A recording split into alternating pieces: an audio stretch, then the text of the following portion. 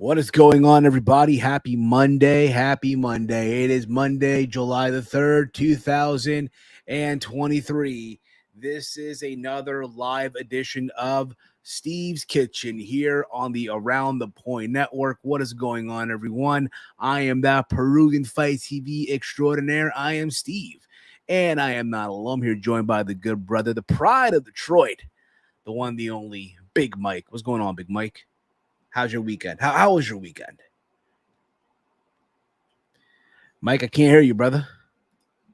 I had to go to work. You had to go to work, man? Yeah. How was work? Terrible. Like it always is. Do you work tomorrow? Nope. I don't Lucky gotta go you. back to work till Thursday. It must be nice, man. It must be nice. Look To be at honest you. with you, I wish I was going to get the double pay, but I'll just be getting a regular holiday pay. Well, I have the option tomorrow. I can go in, get my holiday pay, or I could stay home and just get a regular 4-hour pay. I'll take the double pay. So I'm taking my ass to work. You only tomorrow. work 4 hours? Well, normally when it's your day off, well, when you call out, they just pay you for 4 hours. When you call out, you get what I mean? Mm-hmm. I know what you mean. They pay me just the 4 hours as if I worked 4 hours, basically. But if I go in tomorrow, it's holiday pay.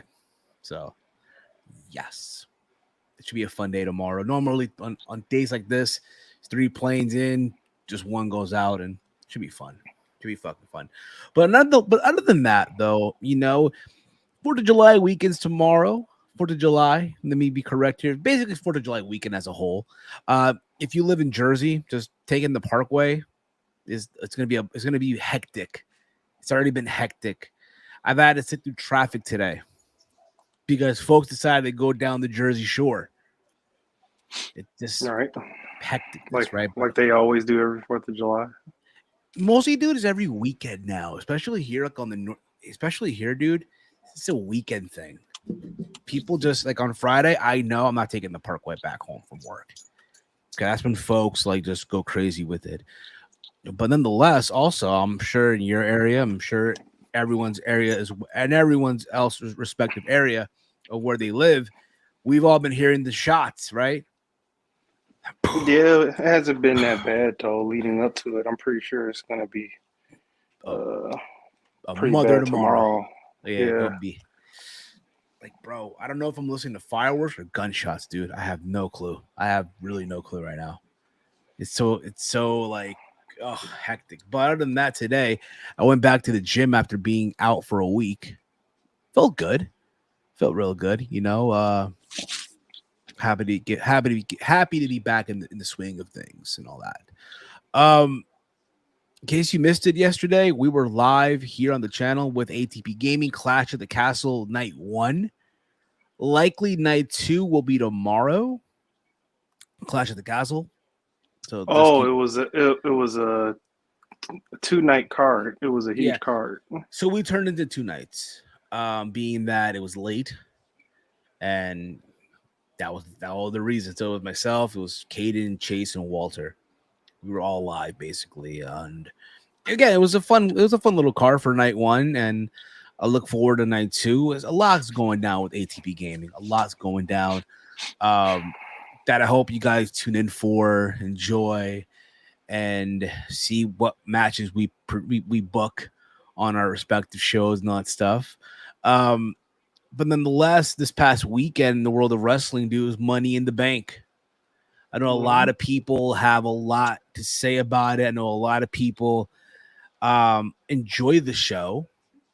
Then there's some people that were very, mixed about it. Like, oh, it was an okay show, but it could have been better.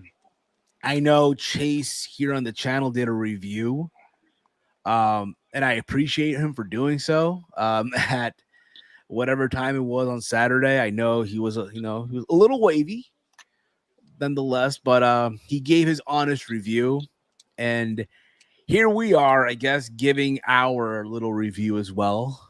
We're not going to go full in depth with it. That's not what we really do here. But for me, Mike, I thought Money in the Bank, yes, Exactly. Yes, Romeo. Thank you very much on that. A super honest review. He gave a super honest review. All right. Just want to be clear on that. Yes, Drunk Chase is the best. Drunk Chase is the best. But Mike, for me, I thought the show was pretty solid, man. I'm not gonna sit here and be like, oh my god, this was the greatest shit on earth. I thought the crowd really, really delivered 100%. They were, in my opinion, the MVP of the show. Yeah, which that was gonna happen regardless. So. Yes. Guys, let us know in the chat what match you liked on the show. Also, while you're at it, if you're new to the channel, hit that subscribe button down below. Give this video a big old thumbs up. Share it through social media, and all that stuff. All right. Again, if you're new to the channel, hit that subscribe button down below. Hit that thumbs up. Hit that bell notification. You'll be notified when we go live. Whenever we go live on the channel and upload videos and all that stuff. So the show kicked off, Mike, with the men's Money in the Bank ladder match. We had Damian Priest versus Butch, LA Knight, Logan Paul, Ricochet, Santos Escobar, and Shinsuke Nakamura. The match went about 20 minutes, almost 21 minutes. I thought the match as a whole was a solid match. I was impressed by what Logan Paul and Ricochet did on the outside. On that Spanish fly on the rope. It looked like it was going to be botched, but they managed to make it work to the best of their abilities. I feel like everyone shine here. I know Butch did a moonsault from the top of the ladder in the O2. Got a massive reaction. I was kind of shocked that Nakamura didn't come out to the Little Uzi Vert song. It's called "Pay Me Money." But you would think though, all right, that's like a missed opportunity though, right? Like it's like a missed opportunity. Like it's called "Pay Me Money" to use the song. Damn, yo. Oh man, pay him money. Pay the just man like money. how Tony Khan has to pay for Mini Men and freaking Final Countdown and Wayward Son and all that BS. Same thing. Pay me money. Yes, pay the money. Listen, I know a lot of people going into this match, and myself included, because I had this in our on the True Heel Heat prediction card, right, on the prediction contest, which by the way was a crazy this one was a crazy one, right? It was that risky, right?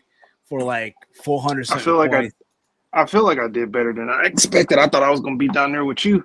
I did. I was in the mud. To be fair, I was expecting at least. I'll be honest. I know I did bad, but I was expecting like, all right, probably 20 points, maybe like 30 points. I expected. I got like 120 points, which is again it's terrible compared to all of us, but still, you get what you get, man. You get what you get. I had LA Knight in my prediction. I think everyone else did. I mean, LA Knight was like the favorite going into this. And there's that moment near the end where it's like, oh my God, he's actually going to do it, right? The crowd was waiting for it. They were insane. And then Damian Priest pulled the rug from under LA Knight. Now, listen, I have no issue with with Damian Priest getting the win. I have no issue with that. I'm happy for him.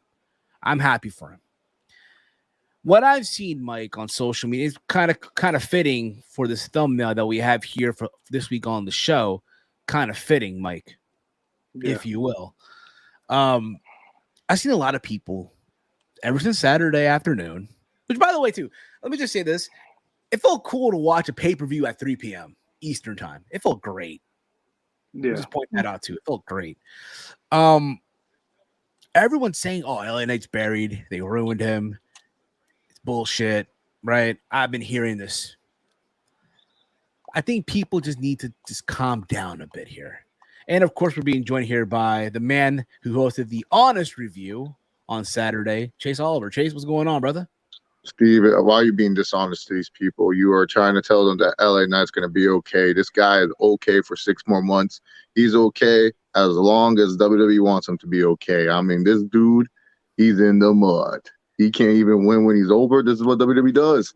They already have one overact. They don't want 2. They don't want 3. They have Cody. They don't need anyone else. LA Knight, Anyone else you guys deem is over, WWE will just make sure they don't get over. So sucks for LA Knight. Shout out to Damian Priest, who, by the way, I predicted to win this match.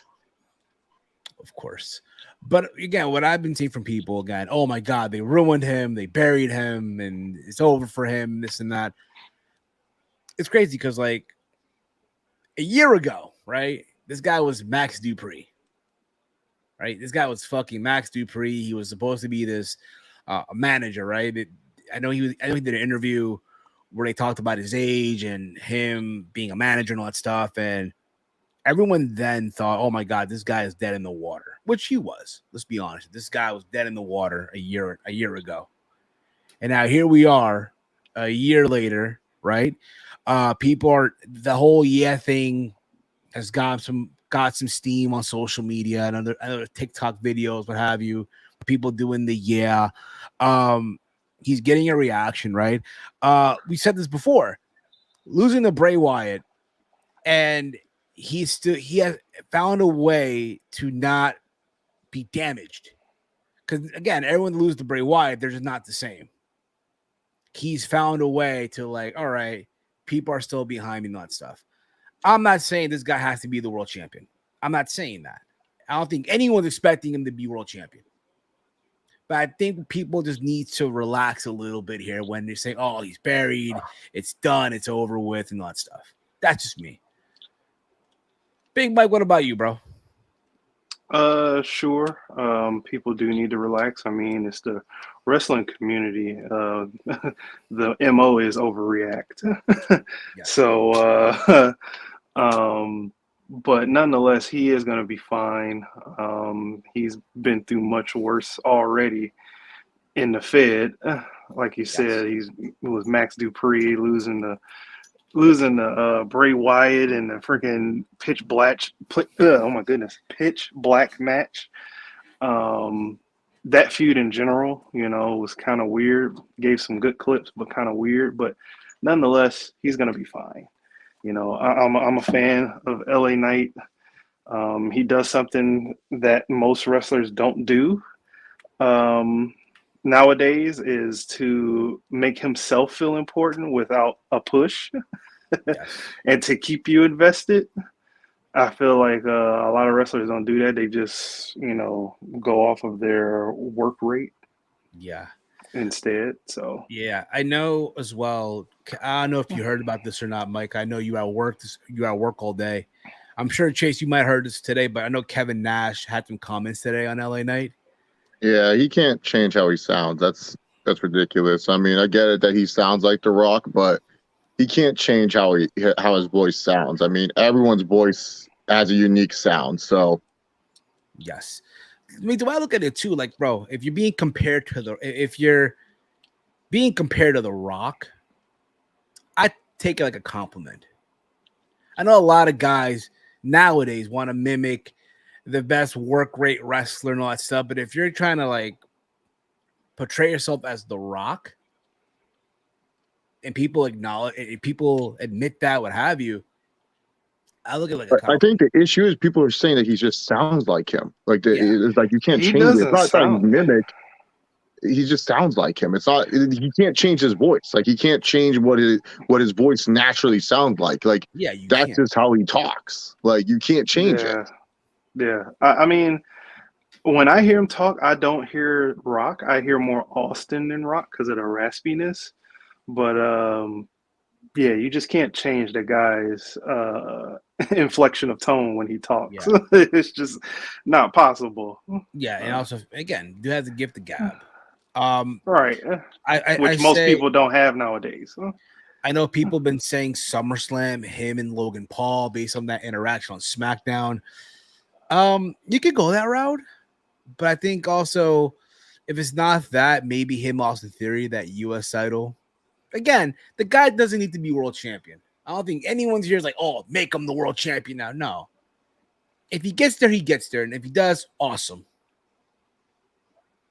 I think most fans, they just want someone when they actually get over to get rewarded for it, not what WWE typically does, where they go, well, they're over, so they don't need anything. That's the problem. WWE does this with everyone. When someone's actually over, and unless there's like a legit reason, because here's the thing. what's the angle with Damian Priest winning Money in the Bank? Oh, he feuds with Finn. Is Finn going to be world champ? Because if Finn's not world champ, what's the fucking point?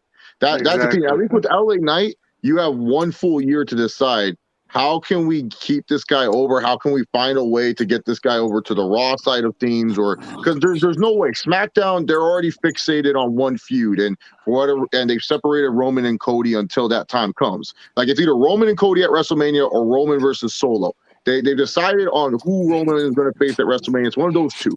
But we don't know with LA Knight, the World Heavyweight Championship. We don't even know that, but he's on SmackDown, and so that was the issue. But the problem is with WWE thinking, they're going to say this guy is going to stay over. It's like what happened when he was in TNA as Eli Drake. The guy kept losing the big matches. Yeah, he won the world title, but his world title reign was really forgettable. And it wasn't even the TNA title, it was the GFW title. So it doesn't even matter at that point. And then he lost in Austin Aries when Austin Aries returned in like 2 seconds. So like that, to me, it's just more, you don't want to keep having guys just because they're hot and over that trend to lose. Because if he faces Logan Paul, I hate to say it, LA Knight's not on the level where they would say, oh, yeah, he should beat Logan Paul. And if anything, Logan Paul might beat him and stuff. And I feel like that's going against the grain because LA Knight will probably stay more heelish in that feud. Against Theory, I don't know if he has a chance against Theory either because they might just do the same logic. Like, why does he need this belt? So that's the problem. I do think LA Knight, there is a little bit to be concerned about just because of the fact of how WWE has shown trends with guys who manage to stay over. They just go off the fact, oh, well, if they're so hot, they can stay over no matter what. That's how they do with teams. This has been a Vince theme for years. Did the same shit with other wrestlers that like had different styles. Like look at Benoit. He kept Benoit away from like the world title for the longest fucking of times just because of the fact, oh, Benoit can stay over. Same with Eddie Guerrero. Look at Eddie Guerrero. How long did it take him before he actually got a WWE championship shot? Like that. Rey Mysterio is a perfect example. Guy who was massively over for years and years and would just lose until like, you know, it sucks that it happened that he passed away and they were leeching off that and they pushed Rey Mysterio. Jeff Hardy, another name, always fucking over, won the mid-card belt, but when it came to the world title matches, he would always lose. And yeah, he eventually did win, but like that's my thing. Like it's like one of those trends. You can't keep just relying on the fact the guy can stay over. Like there is some concern. I think there is because like here's the thing. Damian Priest, like all credit to him. Like, he's a great talent. I know they want to push this guy, but the thing is, I don't see how him turning on Judgment Day helps him. I see Damian Priest long run being with Judgment Day helping him. Turning against the Judgment Day, that I don't see how that helps him because literally Damian Priest has not been more interesting since like he came to the main roster. When he first won the U.S. title, that's when he was interesting. Now he's back to being that interesting level. But yeah, I just think WWE, they should have. If you were going to go with LA Knight, it should have just been Logan Paul because at least then with Logan Paul, you get the social media hits. It's going to be a little bit more entertaining to see how he cashes in. And Logan Paul failing to cash in is not as bad as if Damian Priest or LA Knight fail a cash in because at least then it's like, okay, well, it's Logan Paul. We didn't expect him to win. LA Knight or the Damian Priest, and I feel like Damian Priest, he's on the failed cash-in route. Damian Priest? He is. Yeah. Like Baron Corbin 2017. No. I hope not. No. You went to the extreme on failed cash-ins. But I totally agree with Chase. Yeah, I mean, in the instance, I said that he would be fine, but he does bring up a good point, there's only so much he can do with just staying over. They have to make the right decisions. Yes. Read some comments here. Romeo writes here, trust Triple H. Good things come to those who wait. Yeah, and he was talking about cash. Yes. Yes. And, of course, Roger writes here, He's too over. Turn him heel. That's what's gonna happen. LOL. I think he was heel at one point. He's already heel. Yeah, That's he what was. I'm saying. He was a heel at NXT. Remember, he was a heel at NXT. So he's heel now. He's a heel now. Yeah, he's heel now, and I think he was heel against Bray Wyatt too. Yeah, he was. Yeah, so there ain't no turn him heel. He's there. He's there. You just get babyface reaction. He's there. Yeah, now. he just gets pops. That's the difference. And I think it was also going to be worth noting is how much shirts they sell off his merch, basically. How much I think he's going to do well merch wise, but but for sure they're going to make sure that he don't outsell Cody because Cody's their main baby face. Like Roman, he's going to sell no matter what. Roman's going to sell no matter what. But Cody's the one where they make sure his merch is going to outsell LA Knights. It's the old thing that back in the day when Cena was on top. Whose merchandise did you mostly see at the merch stands? It was John Cena's. You didn't see everyone else's merch. You saw mostly John Cena's. Cody has 4 different shirts right now. LA Knight, he barely got those T-shirts, the black and the yellow one. He barely got those, and I won't be surprised if he don't get another T-shirt. Yeah, I know the black and the yellow one. That's it. They're the same design. Cody has 2 new black T-shirts, 2 different designs, and then he got a Georgia's own T-shirt. Yeah, man, Cody is the one that they want to make sure. He's got 2 Georgia's own T-shirts. Huh? Yeah, one's exclusive. Yeah, so that's the thing. You got the T-shirt's going to be good, but they're going to make sure. No, Cody's going to be the main merch mover. Exactly. Unless someone could give me an example. Give me an example where WWE had 2 baby faces that were over like Rover, and they pushed both of them like they were over. The only time I can think of is maybe Punk and Bryan Danielson. That's the only time. But Daniel Bryan, that was a fluke, and CM Punk wasn't really, and CM Punk was on his way out. So you only really got a month and a half of those 2 guys. But for the most part, WWE, they don't like pushing 2 baby faces. I don't know what it is with them. They're so headstrong that this company just needs 1 baby face. When you could have 2, they don't want 2. They want 1. I would say regarding that, some would say go back to the 80s, Hogan Savage. But again, but Hogan was still the bigger baby face. Exactly. Yes, he was. He was a bigger baby face. And who turned heel? Steve Savage. Savage, yes. Macho Mania. Yeah, WWE don't like having 2 baby faces. It's like the weirdest thing. Like even when they had the brand split, one of the brand baby faces had to be bigger than the other one. Cena was always bigger than Batista. Yeah. Romeo writes here in the chat, just look at the Triple H era. Sami Zayn was over, and he's still over. He's just in the tag division where there is a spot for him. LA Knight will get a spot too in the mid card. Yeah, which is fine. I would like that, but I'm just saying I don't see him beating Theory. I just think Theory's going to beat him because they're going to be like, oh well, this will help Theory, because they're going to just use because Sami Zayn is different. At least Sami Zayn, he had a legit story that he had a finish to. What's LA Knight's story? LA Knight literally has no story. He's just over.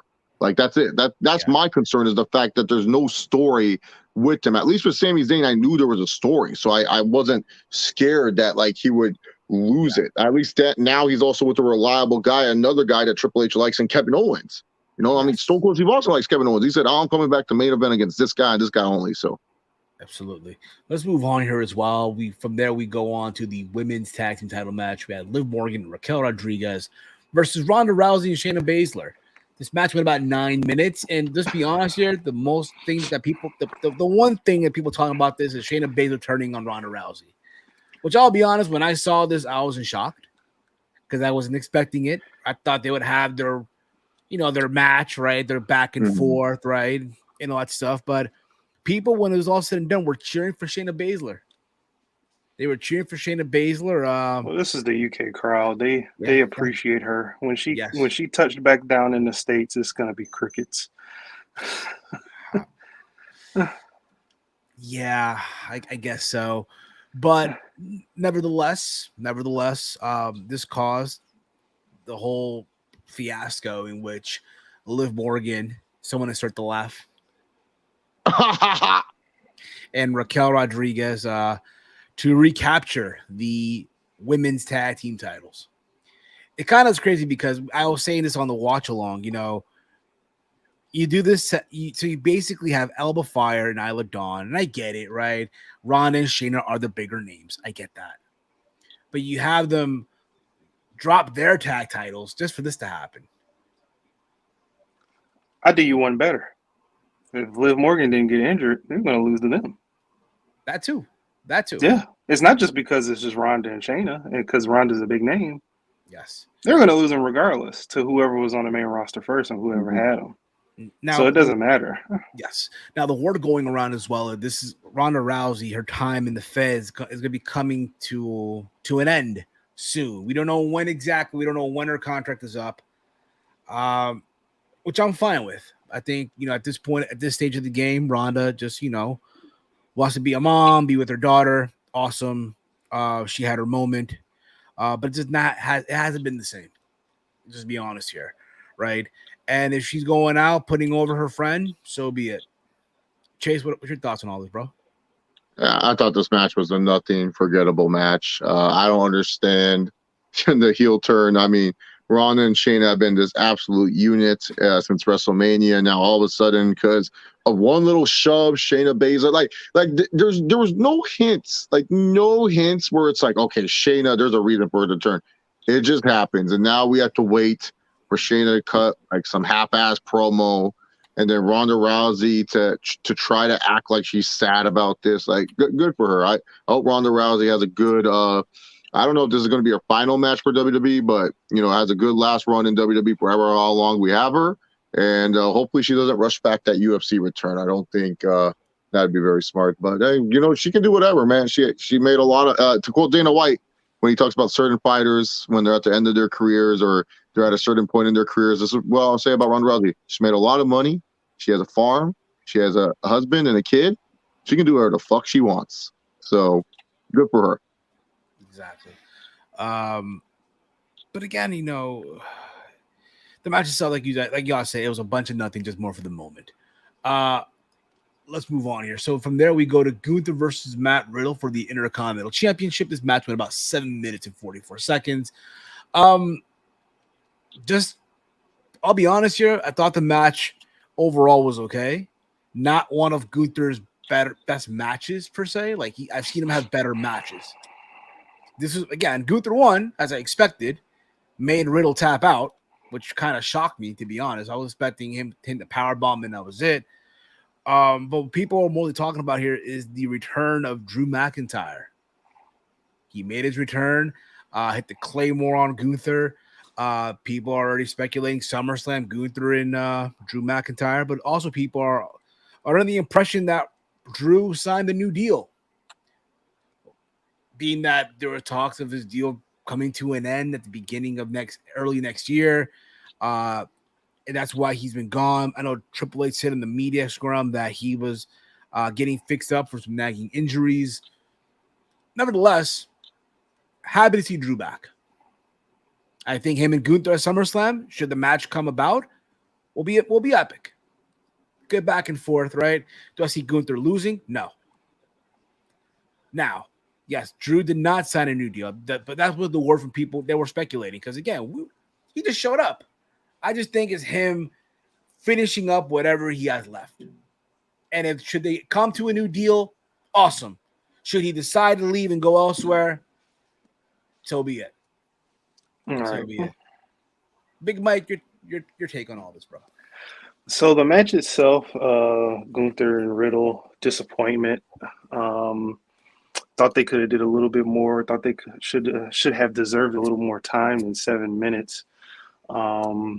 I guess they just wanted to play up the ankle injury, which did get played up in the match. With Drew coming back excited. Like you said, I thought he might have signed a new deal. This is a nice feud for him if this is what they're going to do. But since we've got that confirmation that close to him, people that's close to him said that he didn't sign a new deal. Maybe this is like a wait and see, like how this feud goes, and if they handle it right, he'll sign a new deal, or this is his last hurrah in the Fed, and he just goes somewhere else, which is fine. Going to support him wherever he goes. He's one of those guys where he's going to be good no matter wherever he goes.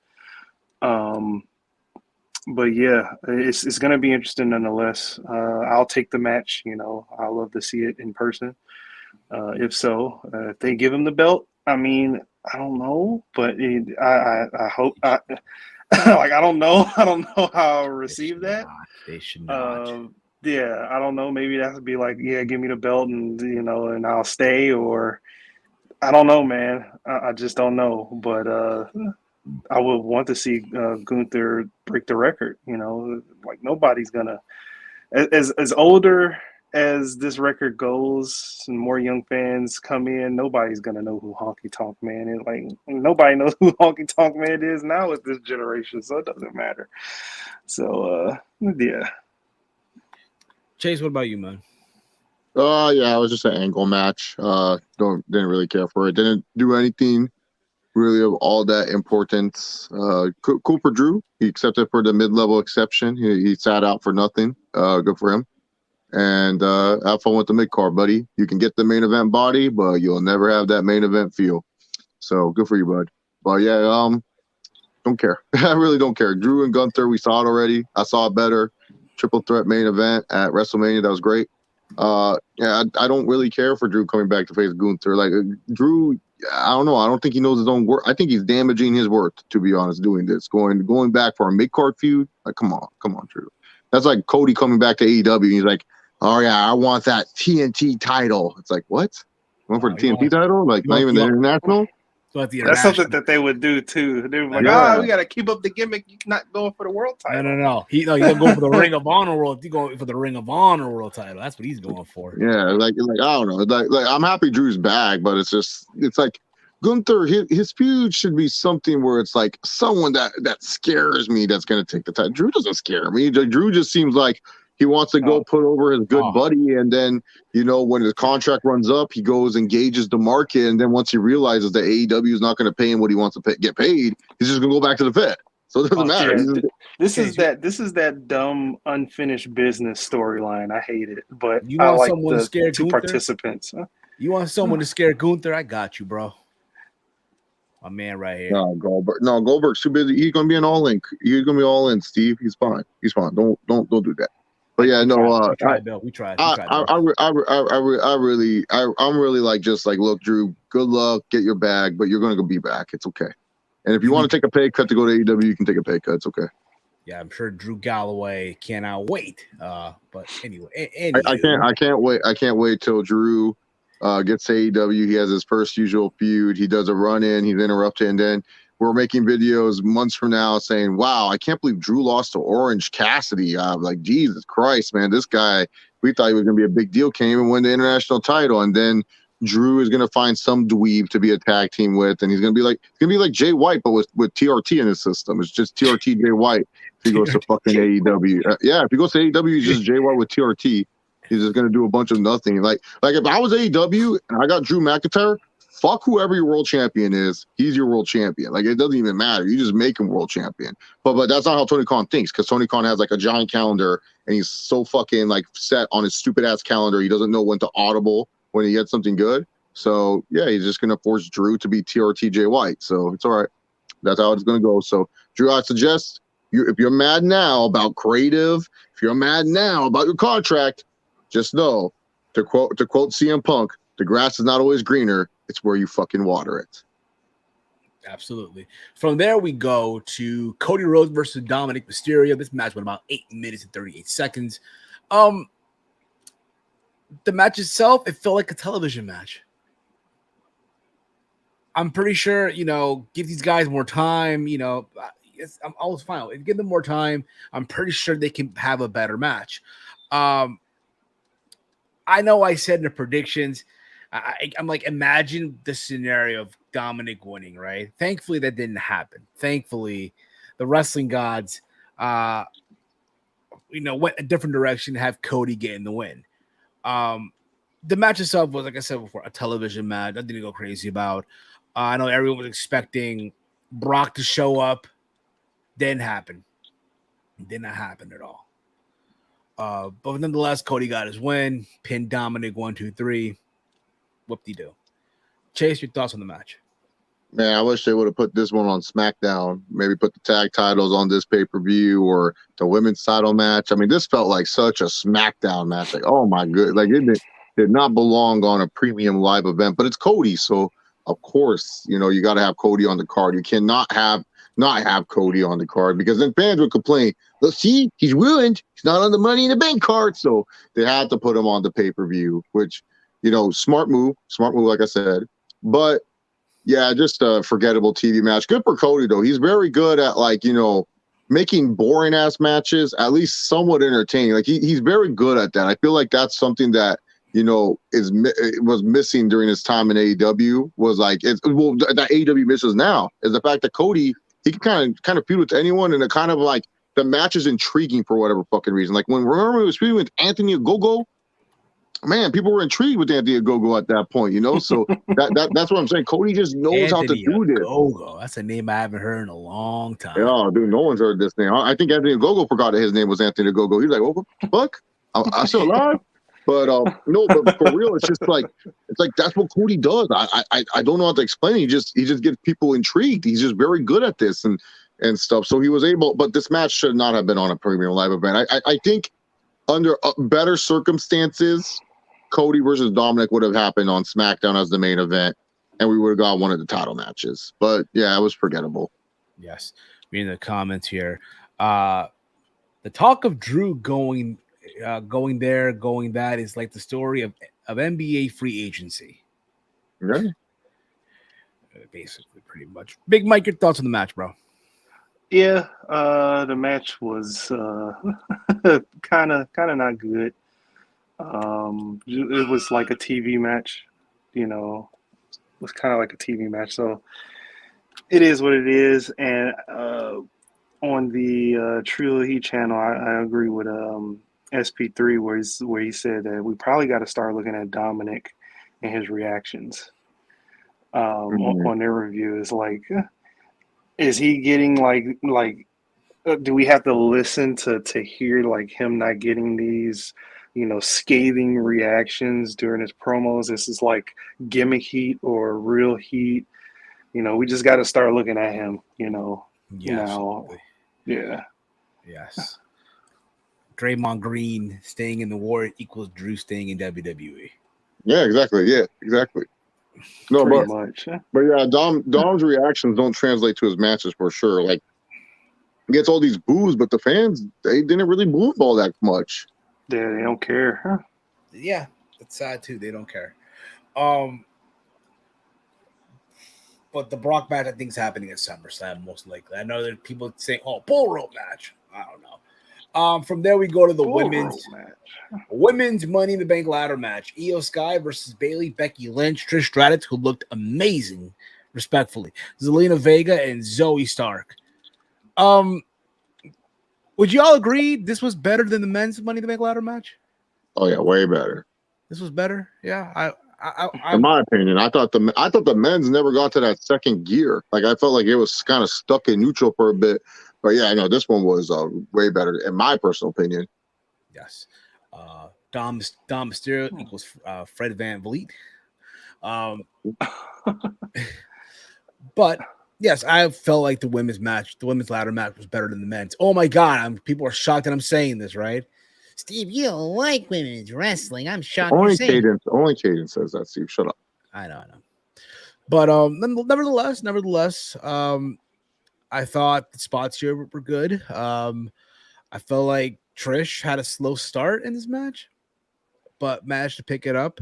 I did love that Zelina Vega sunset flip onto the ladder, even though it looked like it hurt like hell. Right? She was paying homage to her cousin, Amazing Red. Yes. And it wasn't even a sunset. It was a code red, Steve. You don't know your wrestling. You don't know your wrestling moves. Sorry. Code red. Yes, code red. I did not even know they were cousins. Wade Barrett just dropped that. I was like, wait, they're cousins? Like, I have listened to plenty of Selena Vega interviews.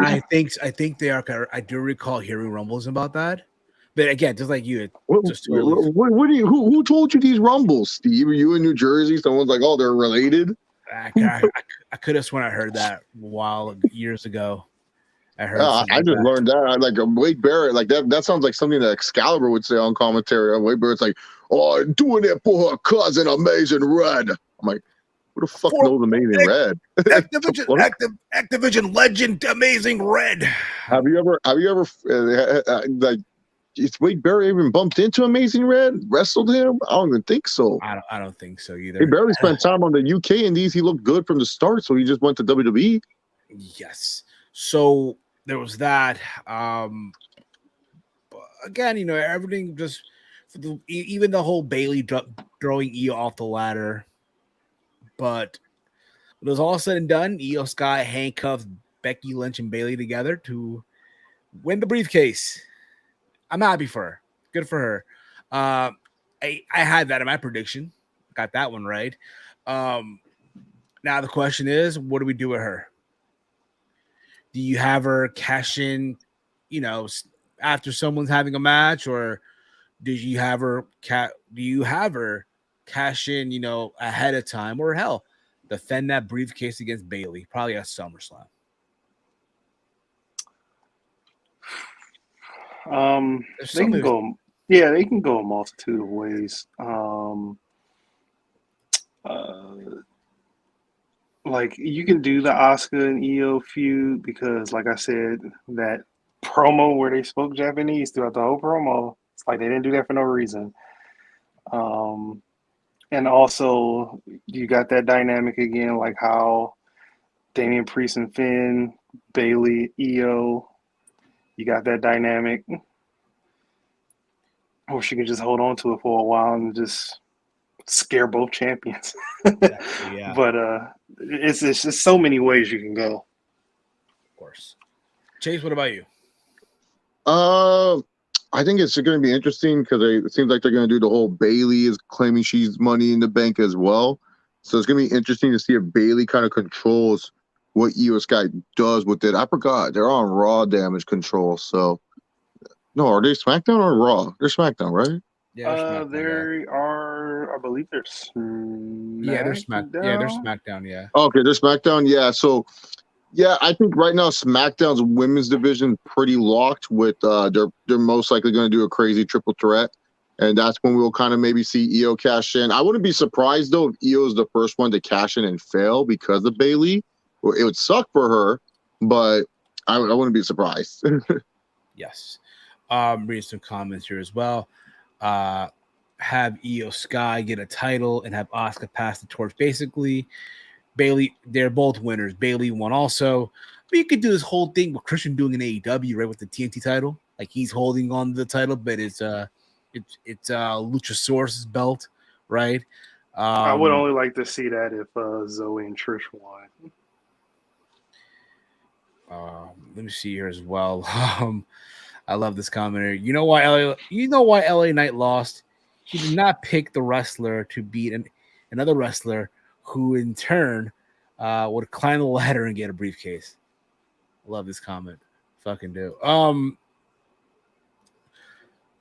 So let's move on here. Oh, so after this, we got John Cena. John Cena came out. I was not expecting it to happen. I was not expecting John Cena to show up at Money in the Bank. Was not, but he did. There he was, teasing WrestleMania in London, which I know fans for a long time in that region they wanted WrestleMania. They want it, right? And I know for years people said, "Oh, the time difference and all that stuff." I just honestly, like I said earlier in the review, I love the fact that the show's at 3 p.m. I know for Chase, it will be in your case. It's noon timer. So you wouldn't mind it. Let's say WrestleMania that happened in the UK. No, the only annoying part would be like, around that time, that's when family probably is planning stuff. But, WrestleMania always happens in April. And I'm pretty sure I can let my family know, hey, from 12 to 5, I'm going to be watching WrestleMania. So it's not like it's the worst scene in the world or anything like that. So but yeah, that's the only bummer part. Is that it's during a time where most of the time in California you would go out and run errands and shit, and then afterwards, depending on how much you're drinking and stuff, I don't feel like I would have the need to do it. So yeah, no, it's fine. It's fine what they're doing. Like it's not that big of an issue, to be honest, if they do WrestleMania in London at all. I think it's well deserved. The fans are good. The fans want it. I feel WWE should try to attempt it. I'm not saying promise, but try before WrestleMania 50 at least. Get one to London. Frantic WWE trying to get the AEW All-In ticket sales for WrestleMania. I think that's what helped. I think that's what helped them too. Yeah. They're seeing like, oh shit, All In's selling out this much. Like, yes. I think that's another thing too, because the thing with WrestleMania, people forget it's a travel destination. So now it's like, people can travel to London. So that's the one. That's the one. I think that's the only concern is because it's April. So like, but then again, they do WrestleManias in fucking New York, and they're doing one in Philadelphia in April. So I don't see how that's like an issue with the weather and bullshit and stuff. California was even that fucking warm when people came. So yeah. Just go, just go. Exactly, just go. I mean, who knows? Should it? I consider whenever it happens, I'm considering it during April. I wonder what's the weather like here in London. Normally, yeah, it's like normally it's like 60 degrees normally in that time. So, and besides, It's year-round rain. yeah. So 9 times out of 10 in Wembley, it's Wembley Stadium. So they do have, again, we don't even know if it's Wembley Stadium or not. Let's assume for a second it's Wembley Stadium, which would have to be, right. You would think about Wembley Stadium. The English national team plays there. Tyson Fury fought there. Anthony Joshua fight there, right? WrestleMania. Again, it would make more sense for them to do Wembley Stadium. But yeah, again, but they're doing it smart though. Let's see what how AEW does with All In. Oh, you know what they're hoping for? They hope to not see any rain for All In, because if they see rain, because that's going to be a big test, because AEW has some pretty darn good production values. If there's rain and it's crazy there, it won't. People won't be chasing summertime. No. In UK, don't care. It rains when it rains. I do think the Wembley Stadium does have the roof on top that can open and close. Steve, you can't open and close that. It's a tarp. Then they're gonna be in the mud. Then they're gonna be in the mud. But nonetheless, again, it's smart what they're doing. Let's see how they do, and then watch us. Then when they show up, all right, hold my beer. Watch this. It's basically what's gonna be. But nonetheless, that was great to see Cena show up. Grayson Waller came out, talked about WrestleMania in Australia. Considering what the fans were cheering during the main event, I kind of tend to agree with Grayson Waller. WrestleMania in Australia. And that led to an attack. Cena hit the AA. The fans went home happy. Nonetheless, happy to see Cena. I think, at this stage of the game for Cena, he's not going to wrestle a match, anything like that. But when you see him, appreciate him. Appreciate it. Mike, your thoughts, bro. Yeah, it was very, very fun to see Cena. Very unexpected. We all popped on the watch along. It was a great moment. Cena's a funny guy, doing the line when that fan walked up to him with his friend. He was like, just trying to have a good time with me and my friends, because he wanted to do the can't see me. He was like, can you do the can't see me? But that was funny. Grayson Waller comes out. It was kind of weird, but because after that, I think they promoted a Waller effect with Edge. That's going to be on SmackDown. And I had to do the Brian Windhorse. I was like, what? They got something going on. What is WWE got going on? Because you have Waller with Cena. Now you're going to have Waller with Edge. What's going on? They got something brewing. Probably so. Chase, your thoughts, bro. Waller looked like a star, so that was cool. That's pretty much it. I mean, it was a good promo. I don't know what we want to say, Steve. Oh, no, I'm just asking, pretty much. Yeah. From there, we go to Seth Rollins and Finn Balor for the World Heavyweight Championship, 12 minutes, 31 seconds. In this match, you had Damian Priest sitting at ringside with the briefcase. I thought their match was good. Could be a little better. I do think this is not the end of this feud. I do think they'll probably carry one more match at SummerSlam. But nonetheless, a good back and forth. I know near the end, it looked like Finn Balor had this match won. Damian Priest stood up from his seat, and that caused distraction. And then Balor hit the stomp for the win. But nonetheless, the champion retains, and I was expecting at least a tease, but no, it didn't happen either. And like I said, possibly a SummerSlam running back. We shall see. Chase, your thoughts on the match? This was such a slow exchange between Finn and Seth. I don't know, like Seth good matches are just like such a different part, and like when he has a less than stellar match, it's almost disappointing. Like that's how I felt watching this match. It was disappointing. Felt like a TV match. Felt like this could have been on a Monday Night Raw, and if it was on Raw, I would have been like, wow, that was a good world title match. But since this was on a pay-per-view premium live event. I'm going to judge it like it was a PLE match. This match just wasn't good.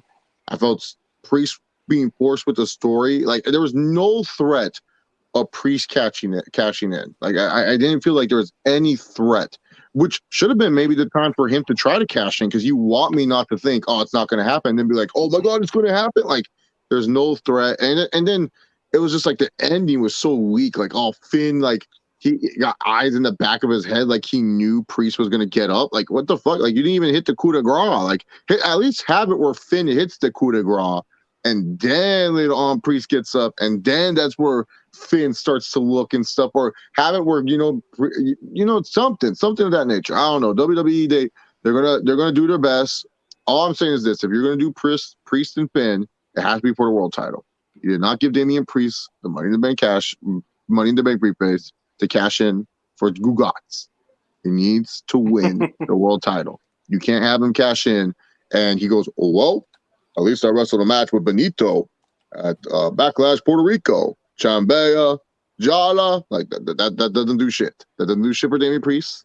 That don't do shit for the Money in the Bank.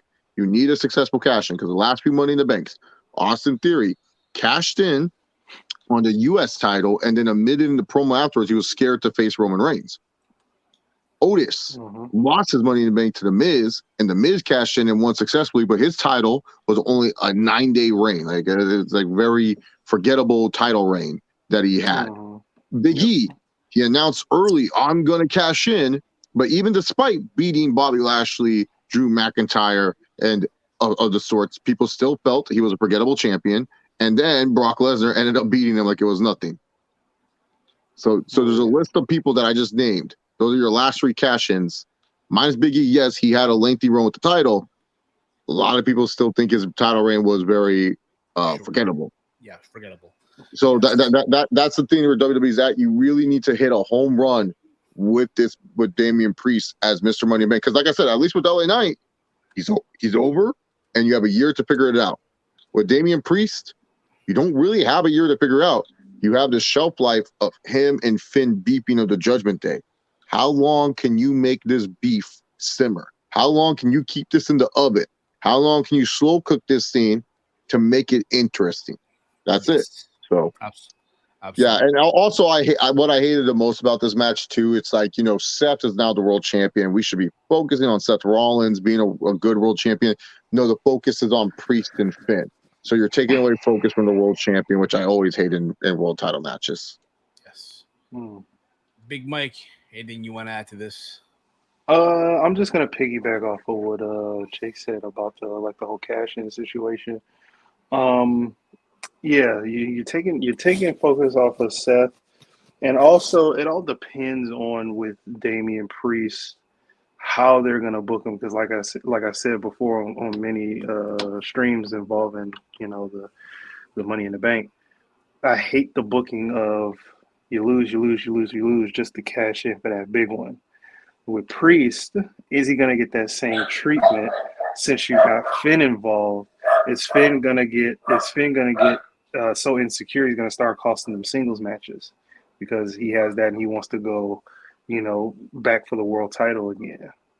So it's just like, where do you book him? Like, how do you book him without looking weak in this situation? For sure. Reading some comments here as well. Weston right here. Seth versus Finn Balor just didn't deliver at all, especially since there's a lot of story for WWE to tell there, I suppose. And then we get to the main event, Civil War. The Usos versus Roman Reigns and Solo Sikoa. Now, I thought, the match at first had a very slow pace. And it's fine, though. It was fine. And it really picked up. I'll be honest, I know what people are saying, what happened, right? Happened. I get why they did it. I just wouldn't have done it. If that makes any sense. Yeah. Would you agree with that, Chase? Yeah, Triple H. This was him as the world champion. He would have been like, "I'm not taking the ball from Randy or Batista. Rick can take the ball." That's what Triple H would have done. Hey, look, the match was fine. It's a storytelling match. If you don't like storytelling in wrestling, that's fine. I get it. You go watch AEW. That's your wrestling. This was a storytelling match. This was a more emotional, crowd interactive type of match. I know a lot of people, they don't like when matches are this slow. I like when matches are this slow. Give stuff to breathe. Give time to breathe. Roman Reigns took a pinfall, which was ridiculous. The referee should have saw the low blow. I thought it was absolutely ridiculous. I saw the clip. Everyone's playing this false narrative that Roman Reigns was saying "I love you" to Jimmy or whatever. Which Uso pinned him? Jay, the old right hand man. Yeah, dude. Fuck mid card Jay. Yeah, this piece of shit. Roman took you from being a little Uso on WWE main event. You couldn't even get on Total Divas, and he made you into the next in line of the tribal chief. And you decide to do this. You decide to cheat, not only to beat him, but then you pin him and you act like you win. And Roman, he had no strength to kick out. He was really tired, so he had to say "fuck you" to Jimmy and Jey Uso, especially to Jay.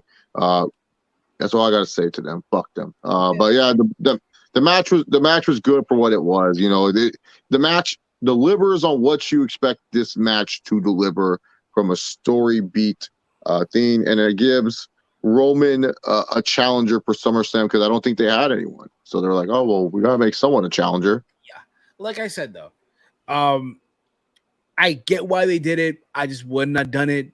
Again, like you said, they need someone for Roman to challenge at SummerSlam, right? They need a challenger for Roman at SummerSlam, and that's going to be Jey Uso. Do I see Jey Uso winning at SummerSlam? The idea of him walking out of SummerSlam, walking out of Detroit as the undisputed world champion? No. People talk about, oh, Jay should have his moment right after all the stuff. Technically, he had it. WWE gave him his moment at Money in the Bank. That's it. Unless I thought the match was. I would have been more interested. I know they did Bloodline Civil War, but I would have been more interested if Jay would have won like Money in the Bank or something. And then Roman Reigns is like even more paranoid. And he's like, "Wise man, what am I supposed to do here? Jey Uso has Money in the Bank." Like that would have been much more interesting. That too. Big Mike, your thoughts on this? Anything you want to add to this, bro? Yeah, I thought the match was fine. It was fun. Crowd was in it. You had some callbacks from different matches within this whole bloodline storyline with the low blow and all that such. And yeah, and I have to agree with Chase as well. That would have been really good, if Jay got the Money in the Bank and the insecurities of the tribal chief start kicking in again. And he's just looking for something. But yeah, I mean, they had good matches, Jay and Roman. It's going to be nice to see that in person if they go with that. But I mean, it's just like where could they have gone? They had nobody else. Exactly. That's the other thing too. Because again, the idea is WrestleMania in Philly is Cody and Roman again, right? Right. But yeah, man, listen, the crowd they were excited for it. They were happy when Jay got his moment, right? There was some chants that were unnecessary. I will say that. Mm-hmm. Unnecessary chance for Roman Reigns. They don't deserve, just based off that, they don't even deserve a WrestleMania. That's why they're getting all in at Wembley Stadium. Hope it doesn't rain that day, but that's no here or there. But let me see here. Jey Uso's not winning at SummerSlam is not happening. I agree with that, Safad. What goes around comes around by Chris. I'm happy Jey Uso pinned Roman Reigns. Oh my god! Oh god! Get him out of here. What do you expect from the trial of the tribal chief on SmackDown? Steve, you better stop this trial from happening. You're going to be there at Madison Square Garden. I expect to see your fat ass. Remember when that fat ass fan speared Seth Rollins and he said he was doing it for Goldberg? He was like, "I'm doing it for Goldberg" or something. Nah, you got to watch that episode of SmackDown. Oh, this is like Remember Smart Guy when Mackie Street the graduation class? I'm about to just get in the ring. Yeah, no, I better see your fat ass fucking spear Jimmy or Jay, whichever Uso you can spear, and then be like, "I'll do it for the tribal chief. We the ones." Word up. And That shit was hilarious. That fool fucking speared Seth Rollins, and he said he was doing it for Goldberg. I did it for Goldberg. I did it for The Rock. I did it for Rikishi. And it's so crazy. on. It's crazy. It's crazy. Romeo keeps giving Solo Sikoa all this credit for spiking Cody at WrestleMania. He never once thought maybe it was Chase Oliver. Maybe I jumped a barricade and spiked Cody across the neck to make sure our tribal chief won. You dyed your hair blonde. There's a thing called a wig. This is breaking news. There's a thing called a wig. I mean, come on. Oh my goodness, this is revealing news, right? Who would have thought it? Maybe it was me. I just didn't want to see Cody win. Who knows? Who knows? After all, you do have connections in SoFi Stadium, so I mean, it's possible. I do. I have great connections to SoFi Stadium. Exactly. It all makes sense now. It all makes sense. I mean, y'all didn't see Solo Sikoa. Like, we walked down the ramp. I was there live. He walked down the ramp afterwards. Exactly. Some fan decided to attack Cody. I don't know. WWE security is nothing. Exactly, man. Amazing here. Roman's laughing at this. No, he's probably laughing at when I say get your fat ass down to fucking spear them. They should tear the house down. They should tear the house down, Mike. All of you will be disappointed.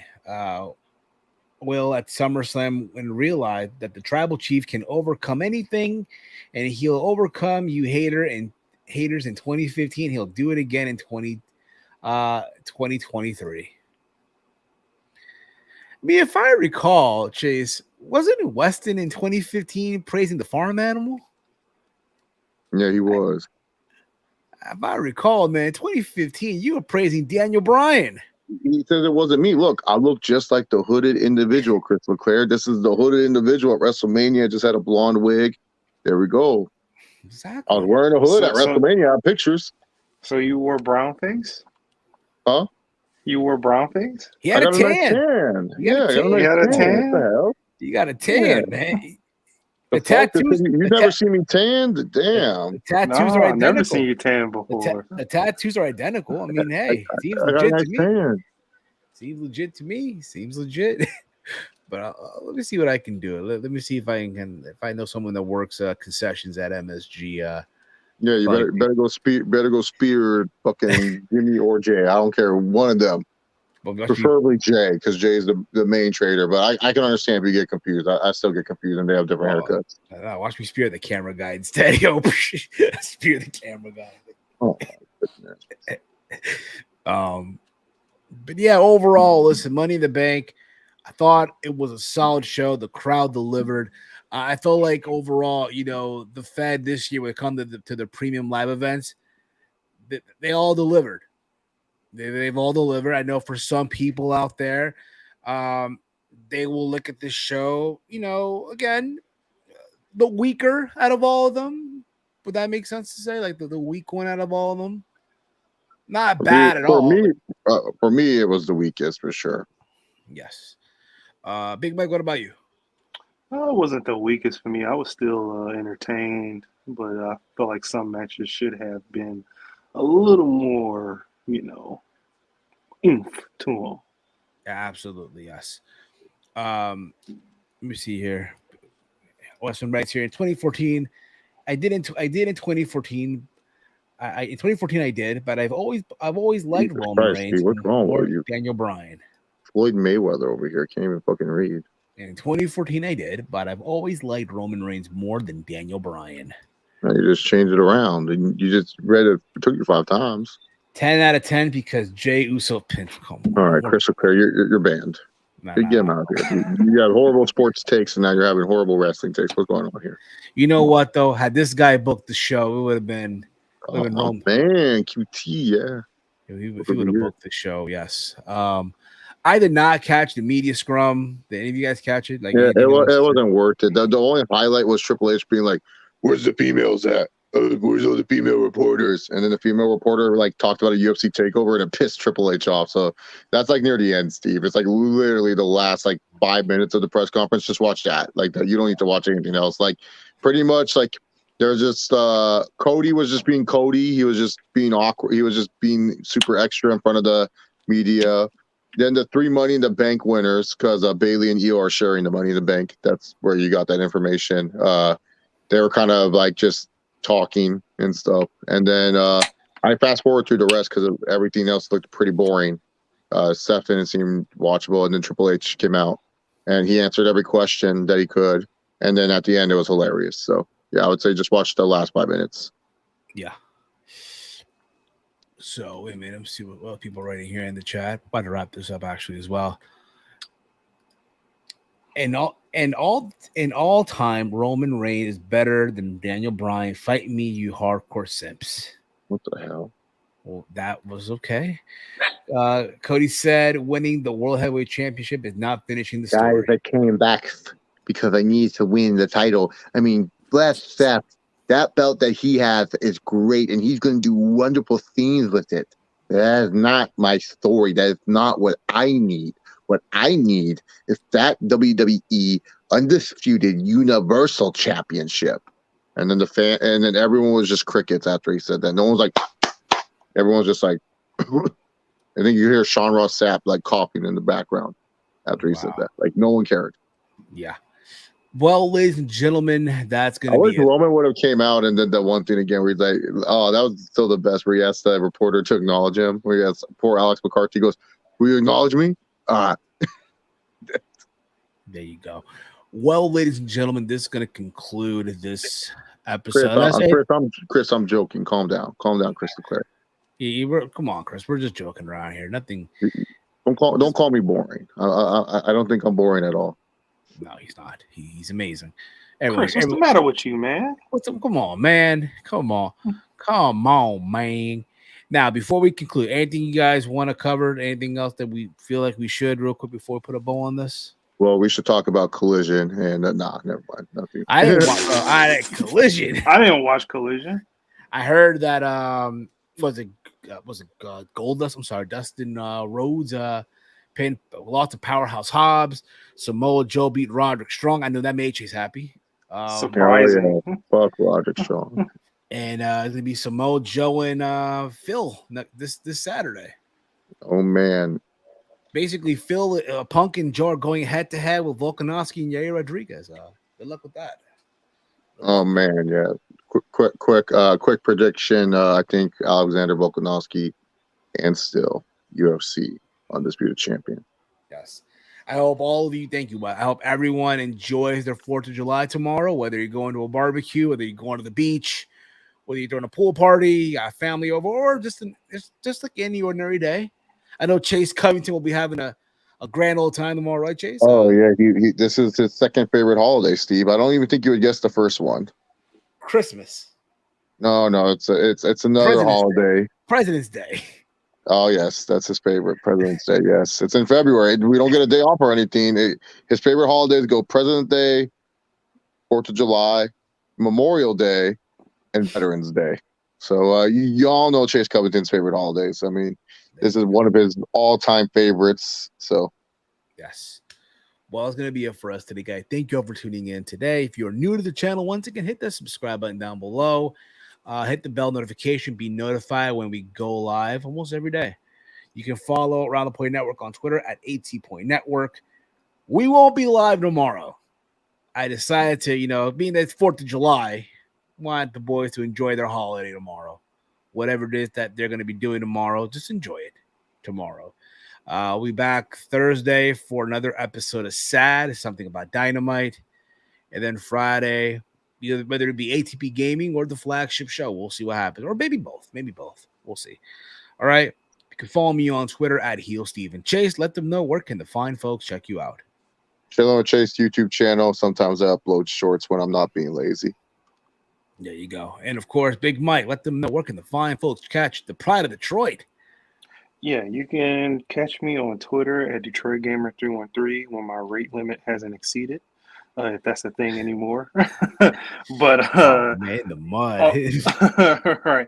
Or you can catch me here every single day on Around the Point Network. And tonight I will be on True Heel Heat's channel on Rare Brawl Superstars. So find me there next. There you go, guys. It's gonna be it for us, for myself, for Big Mike, for Chase, for the gang. This has been another live edition of Steve's Kitchen here on the Around the Point Network. Good night, everyone. Dummy, yeah. Yeah. Dummy, yeah. Yeah. Dummy, yeah. Yeah. Listen. Fuck up. Get out.